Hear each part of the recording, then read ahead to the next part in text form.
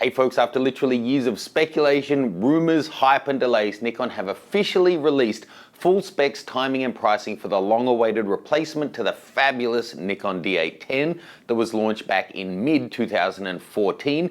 It's the D850. Let's talk it through.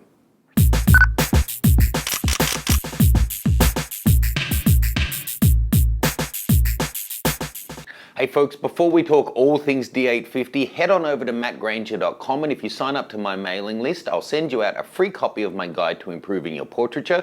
You can also get instant access to my 2 latest download courses, a guide to posing your models, and an express guide to off-camera flash. Check it out now, all the details are below. So, you've probably seen several videos talking about the D850 specs, features, and people's thoughts on it already. Be honest, how many have you watched before this one? Leave me a comment in the caption below.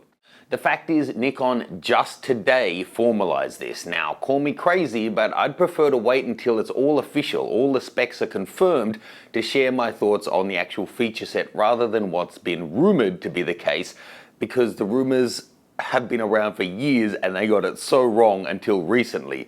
The latest lot of rumors got pretty damn close to the mark, but let's talk through the official release. Okay, so I'm going to run through all of the specs, and as a point of comparison, I will reference the D810. But of course, note, the fact that the D850 has been released in no way makes the D810 redundant or somehow useless or irrelevant. It's a superb camera, and no doubt with the falling price, it's going to be snapped up by a lot of budget-conscious, smart shooters out there who want that great camera at a discounted price. So, the D850 will have a brand new 45.7 megapixel CMOS sensor with no low-pass filter. That's up from 36.3 megapixels on the D810, and that's a 25% increase in resolution. Not too shabby. Now, the D810 performs great. It has the same sensor as the A7R. Arguably, it was implemented even better, and it's still exceptional by today's standards. But it's not confirmed who's making the new sensor, and we have no way of knowing if it's going to perform brilliantly or poorly until we actually get our hands on one, so we'll have to wait and see. One thing we can be confident about, the AF system is the same one from the Nikon D5 that I'm currently filming with, and for me this is a huge selling point. It's now 153 points, triple what the Nikon D810 had, with 130% of the coverage compared to the 810. Importantly, these are much smaller points. That allows you to get in on much finer details, like right on the eye when you're shooting a portrait. That's big. Next, it's using XQD primary card and UHS-2 as the secondary SD. Rather than compact flash on the primary and standard SD, this is going to speed things up immensely, which is important because the D850 is going to do 7 frames a second with that higher res and 9 frames with the grip. That's a big jump from the 810 that was doing 5 in full frame FX, 6 when shooting in DX, and a maximum of 7 using the grip. They've also doubled the resolution of the rear screen, they've made it tilting, and it's also fully functional for touchscreen, including touch to focus and for scrolling through menus and selections, that kind of thing. The native ISO is going up by a stop, now 64 to 25,600, expandable to low 1, and you can actually go up over 100,000 as well. An interesting one from my point of view, whilst Canon are stripping the video capabilities from their cameras, the 850 is storming ahead. We've got 4K UHD with no crop and 120 frames per second full HD, as well as built-in 8K time-lapse function. And I know some people don't care about video. There's plenty of features in modern cameras that I don't use either.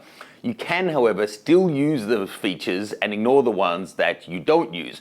For example, it now has built-in focus stacking. For some people that's going to be great. For me, I'll just skip it.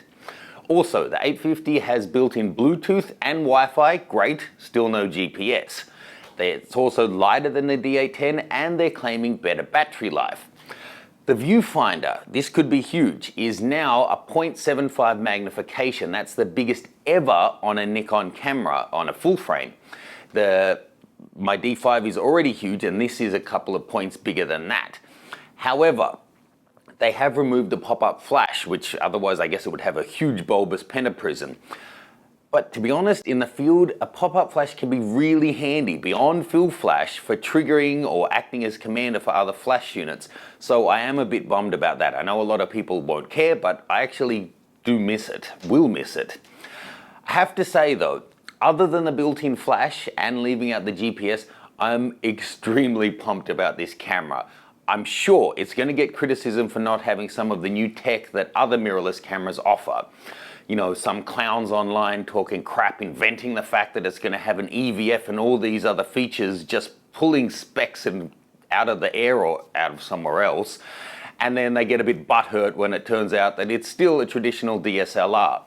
But look at it for what it is. It's an evolution of the D810, a stunning, professional and enthusiast DSLR for those who actually get out, put their camera into conditions and want to get amazing images. They want the best dynamic range, they want great quality, and they want something rugged.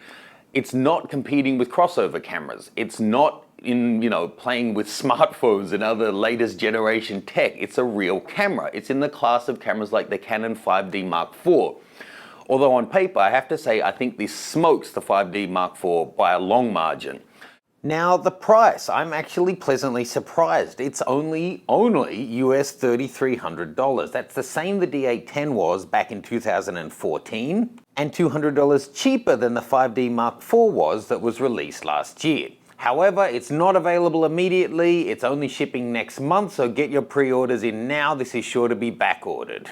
But the proof will be in the results, right? Will the sensor have class-leading dynamic range like the D810 did? Will the colors be amazing? Will it be rugged and reliable, a workhorse that can really take into the field and just know no matter what, it won't stop firing?